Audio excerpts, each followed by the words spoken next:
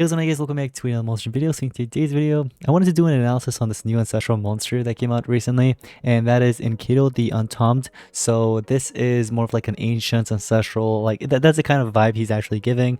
You guys already know he's actually in the game. Today I'm gonna go ahead and do an analysis, letting you guys know if this monster is actually worth investing in. So I hope you guys are excited. If you are, make sure you drop a like, subscribe. Anyways, let's get started.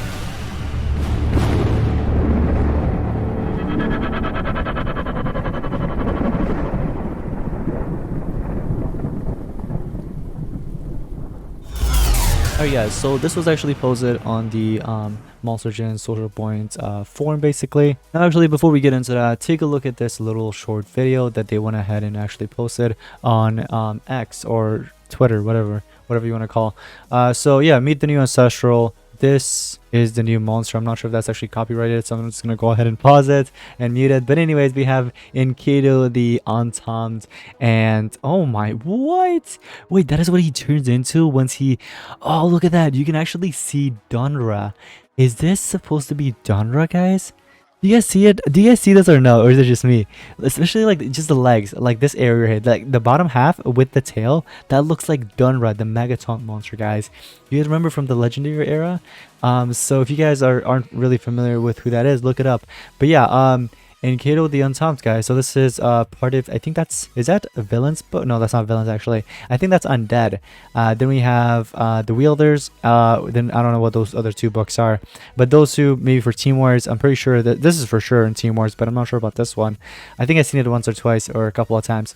Anyways, so it's a Earth and Dark ancestral monster. Now we actually do have an Earth and Dark ancestral monster already. Actually, no, is it light and dark? I'm pretty sure it's light and dark, and that is the one that came before, obviously, the attacker / resurrector. But anyways, guys, so this monster, if you guys want to go ahead and take a, just pause it and read this real quick. So this is basically kind of like a lore or like a background story of this monster. Honestly, I don't know who really reads these. You know what I mean? They've been like releasing this for every single monster. But if you guys actually do read it and enjoy it, let me know in the comments down below. I personally haven't found a single person that actually like I've heard of that actually like enjoys the lores and stuff. Actually, no, let me not lie. There is actually somebody that in the past I did hear from that they like the lore. It's one of my subscribers actually. So anyways, Enkidu the Untombed is an Earth and Dark support with trade disable, evasion, removal taunt, and double healing skills. So as a supporter, you know what I mean, it's cool to have trade disable on your side. Evasion, that's definitely gonna come in handy. The fact that you actually, it's actually evasion removal, so you're removing evasion actually. So kind of it kind of gives me the vibes of kind of, not really, Maggie, right? Although with Maggie, I think you could just PER fully without there's like no evasion removal. It's just you are trade table and also PER. Double healing is okay, honestly, but to be honest, there's better things you can actually have. Then there's taunt apparently, so I wonder what that is. Anyways, evolving traits. So we have hardened, and that hardened stays hardened. You don't upgrade it at all. You have immunity to freeze at rank 1. Then you have immunity to blind at rank 3, which is okay. And then Status Caster gains double healing at the start of the first turn. And then also rank 5, Status Caster applies a random torture to all enemies on its first turn, basically. So yeah, this isn't the start of battle, by the way. Oh my gosh, I don't know why this keeps doing it. But yeah, like I said, after the update, what's now new is that basically the monsters need to get into turn for their status caster to actually kick in.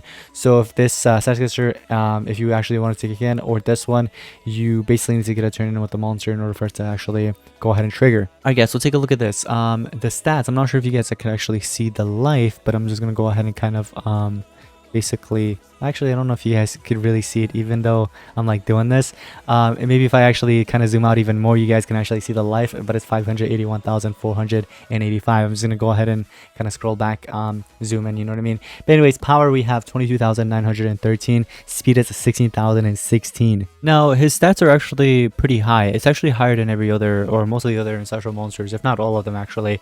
So I mean, like in terms of life and speed, definitely like those are very high. Now power, I don't think Justin's actually like his power is actually higher than this, but it doesn't really matter. It's not an attacker, so we don't have to really worry about that. You know what I mean?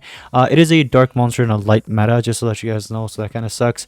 But anyways, trait wise, honestly, I wish the traits were actually better. Like I was definitely expecting this monster to have some really good traits, but the traits are pretty bad. But I mean, if you can get a turn in with that area random torture, which you should, because you're going to be running this monster with either team speed or speed, obviously, or a mix of both.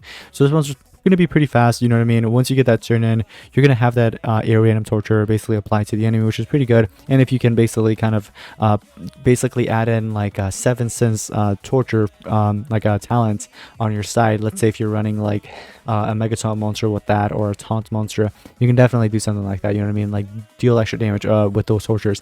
Now, awakening condition, let's see what we have here. So basically this monster needs to apply trait table 5 times, and his virtue, his awakening, is basically that he gets area anticipation hater and 50% damage protection. That's actually pretty cool. I never actually seen that before. I mean, obviously this is the first ancestral monster to actually do that, like the fact that everybody gets anticipation hater and also 50% damage protection together. I mean, it's pretty cool, you know what I mean? And I don't think his trait table is going to be that or just the trait table. Oh, so he needs to actually apply it. I'm not sure if any of the allies actually count, kind of with Just and Justice. Just and Justice, it could be anybody, obviously. But I wonder with this monster if any of the allies can do it. Now, I did see that in the little description, it did say this monster is actually trait disabler. So let's go ahead and see how easy it is to actually trait disable this monster. Anyways, so relics, let's actually get into the relics before we get into the attacks. And this monster has staff and armor. I really like the staff part. I feel like the armor could have been something different for sure. You know what I mean? I would have taken in like an Ascent. I think an Ascent would have been cool. But for staff, I would do like one of the staffs that gives you stamina. And then with armor, you could do something that heals you or put up shield for you. You know what I mean? That kind of thing. Books, we have free reigns, undead, and wielders, like I said. So basic attacks, we have moderate dark damage to one enemy, and that is mummy deity. Is it mummy deity? I don't know. But anyways, so it's a moderate dark damage to one enemy. Okay.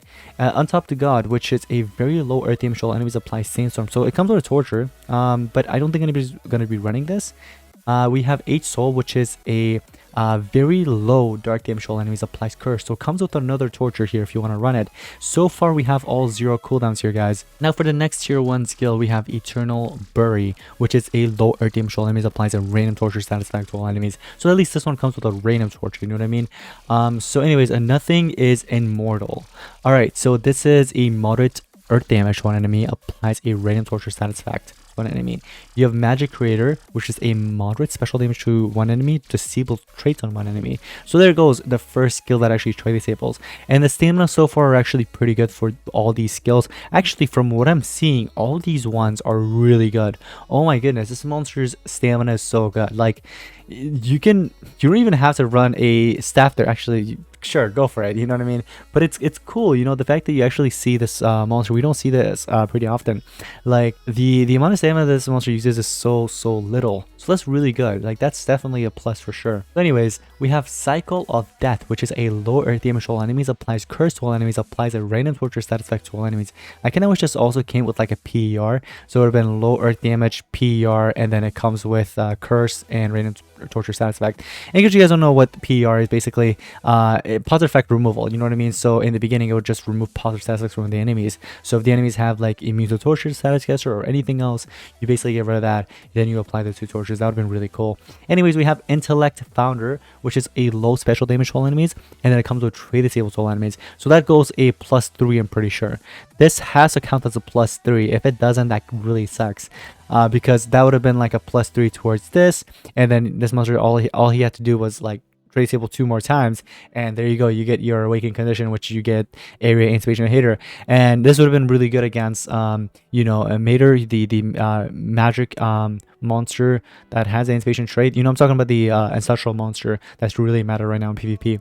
So that would have been really good against that, or any other monster with the anticipation basically in general. Anyways, let's see what we get. So right here, this is where it gets really good, guys. All right, so let's go ahead and actually focus on this, the tier 4.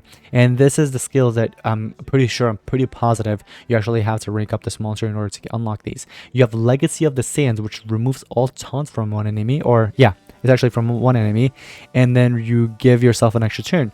So if the enemy has taunt, yeah, you get rid of it. I don't think that this actually counts towards trait. If it does, that's even better. But if it doesn't, you know what I mean? At least if there's status caster, you can get rid of that. Then you have Wisdom Generator, which is a moderate special damage to one enemy. Disables traits on one enemy, gives one extra turn to itself. So there you go. So you have your first extra turn skill, or actually second, but the first one that actually is pretty good because it comes with trait table. So you can definitely use this in the beginning. I kind of wish it came with PER, or at least this skill right here. If this was PER, it would have been so much better.